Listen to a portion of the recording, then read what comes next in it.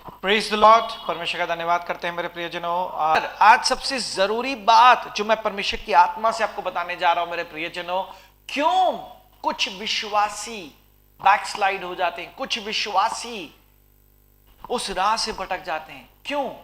आप जानते हैं सबसे बड़ी चीज प्रियजनों कि हमें सीखना है कि कैसे परमेश्वर की अधीनता में बने रहे मेरे प्रियजनों। देखिए बाइबल बताती है मेरे प्रियजनों, याकूब की पत्री 4 अध्याय वचन 7, जेम्स चैप्टर 4 वर्स 7, इसीलिए परमेश्वर के अधीन हो जाओ और शैतान का सामना करो, वह तुम्हारे पास से भाग निकलेगा। हम सबको सीखना है अपने उस मुश्किल समय में कि परमेश्वर के अधीन कैसे बने, ना कि परमेश्वर को अपना अधीन बनाए। हम कई बार परमेश्वर से वो प्रार्थना विनती करते हैं जो हमारे लिए अच्छी नहीं है, जो हमारे लिए भलाई उत्पन्न नहीं करती, पर हम परमेश्वर से जिद करते हैं, आत्मिक रीति से परमेश्वर से लड़ते हैं कि परमेश्वर मुझे वो ही चाहिए। पर हमें अधीन बनना है मेरे प्रियजनों, क्योंकि परमेश्वर हमें वही देता है जो हमारे लिए भलाई का काम उत्पन्न करती है, जो हमारे लिए अच्छा है, जो हमारे लिए उन्नति का साधन है, वही परमेश्वर हमारे जीवन में देता है। पर जब हम परमेश्वर से रॉन्ग एक्सपेक्टेशन सेट करते हैं, जब परमेश्वर से हम उन बातों पर परमेश्वर को अधीनता में लाने की कोशिश करते हैं और जब वो बातें हमारे जीवन में पूरी नहीं होती, तो कुछ लोग परमेश्वर की राह से भटक जाते हैं। आज आपको बताना चाहता हूं क्यों कुछ लोग परमेश्वर से दूर हो जाते हैं।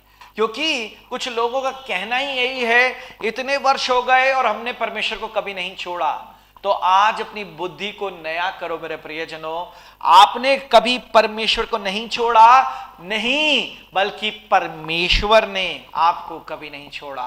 आपकी उन दुखों में, आपकी उन परेशानियों में परमेश्वर निरंतर आपको एक नई आशा देता रहा और उस आशा के अनुसार आप परमेश्वर की योजनाओं में जुड़े रहे मेरे प्रियजनों। ये नहीं कि परमेश्वर ने आपको कभी, आपने परमेश्वर को नहीं छोड़ा, बल्कि हकीकत यह है कि परमेश्वर ने कभी आपको नहीं छोड़ा मेरे प्रियजनों। पर सबसे जरूरी है हम अधीन बने मेरे प्रियजनों, हम गलत काम ना करें और परमेश्वर से ये अपेक्षा ना करें कि परमेश्वर हमारा साथ दे। हम ये उम्मीद ना करें कि परमेश्वर हमारा साथ दे। परमेश्वर का हाथ मत पकड़ो मेरे प्रियजनों, बल्कि परमेश्वर को आपका हाथ पकड़ने दो, ताकि आप सही रीति से परमेश्वर की अधीनता में बने रहो। देखो मेरे प्रियजनों, एक और वचन से आपको मैं ये बात सिखाना चाहता हूं जो प्रभु यीशु मसीह ने खुद अपने स्वर्गीय पिता से निवेदन करते हुए कही। मत्ती 26वां अध्याय वचन 39।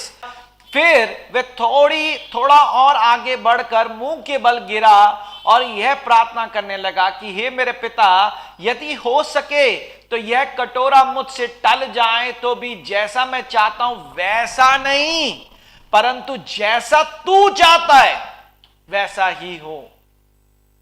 हालेलुया। देखिए, ये साक्षात परमेश्वर यीशु मसीह अपने स्वर्गीय पिता से प्रार्थना कर रहा था उस समय, और उसने कहा मैं ये चाहता हूं कि मेरी इच्छा नहीं वरन तेरी इच्छा पूरी हो। आज बहुत से प्रियजन गलत इच्छाओं को लेकर परमेश्वर के पास आते हैं, और जब परमेश्वर उन इच्छाओं को पूरा नहीं करता तो उनके लिए वो कारण बन जाता है परमेश्वर से दूर जाने का। मेरे प्रियजनों, सबसे पहले और सबसे जरूरी चीज ये है कि हम हर बात में अपने स्वर्गीय पिता, अपने परमेश्वर यीशु मसीह की इच्छा को जाने। हालेलुया। और उस इच्छा के अनुसार कार्य करें। अपनी इच्छाओं के अनुसार कार्य ना करें मेरे प्रियजनों, बल्कि परमेश्वर की इच्छा के अनुसार कार्य करें मेरे प्रियजनों। हालेलुया। आज बहुत से लोग परमेश्वर के पास सिर्फ अपनी इच्छा को लेकर आ रहे हैं, बार बार अपनी इच्छाओं को लेकर आ रहे हैं, और परमेश्वर कुछ लोगों की इच्छाओं को पूरा नहीं कर रहा, जिसकी वजह से वो जाने अनजाने परमेश्वर से दूर हो रहे हैं। पर आप समझिए मेरे प्रियजनों, ये शैतान है जो ने बेकारा है, क्योंकि सबसे पहले हमें परमेश्वर की अधीनता में आना है और अपने आप को खाली करना है और परमेश्वर से जानना है कि परमेश्वर इस कार्य में, इस योजना में, और प्रभु जी आपकी क्या योजना है।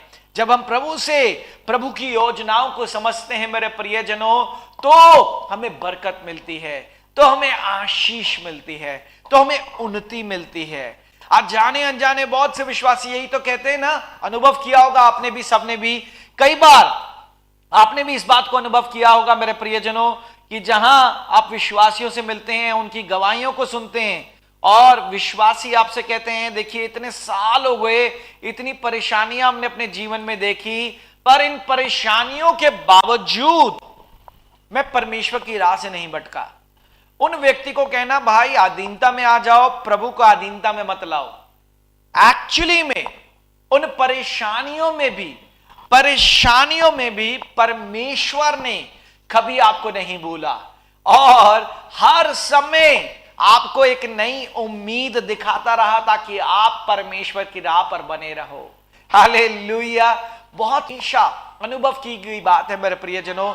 यकीनन परमेश्वर हृदय का परमेश्वर है, ऐसा नहीं है वो हमें हृदय की चाहतों को नहीं देता, पर कई बार हमें जानना चाहिए परिस्थितियों के अनुसार हमारे लिए क्या बेहतर है, परमेश्वर की क्या योजना है। कि परमेश्वर यीशु मसीह ने साक्षात अपने पिता से कहा था मेरी नहीं वरन आपकी इच्छा पूरी हो। इसका मतलब उसकी इच्छा क्या थी कि यह प्याला, ये दुख का प्याला उससे हटाया जाए, पर उस दुख के प्याले की जो इच्छा परमेश्वर यीशु मसीह की थी कि वो हटाया जाए, उसने उस दर्द को परे रखते हुए कहा मेरी नहीं वरन परमेश्वर आपकी इच्छा पूरी हो। हम कई बार विश्वासी परमेश्वर को कहते हैं मेरे प्रियजनों अब ये दुख का समय हटा दो, अब और नहीं सहा जाता, पर परमेश्वर ने उस दुख के समय भी कहा मेरी नहीं परमेश्वर आपकी इच्छा पूरी हो। परमेश्वर को अपने अधीन मत लाओ मेरे प्रियजनों, जबकि परमेश्वर के अधीन बन जाओ। हालेलुया। आपके अनुसार शायद बात एक ही है, आपने हाथ पकड़ा या परमेश्वर ने हाथ पकड़ा, नहीं, इसमें अंतर है।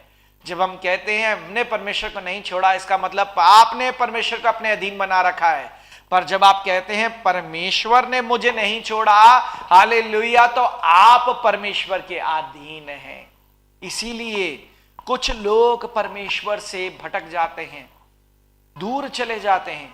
क्यों? क्योंकि वो परमेश्वर को अपनी अधीनता में लाना चाहते हैं, अपनी योजनाओं को, अपने इविल प्लान्स को, अपने करप्ट प्लान्स को, हालेलुया, प्रॉस्पर करवाना चाहते हैं। पर परमेश्वर कभी भी इविल और करप्ट प्लान्स को प्रॉस्पर नहीं करता।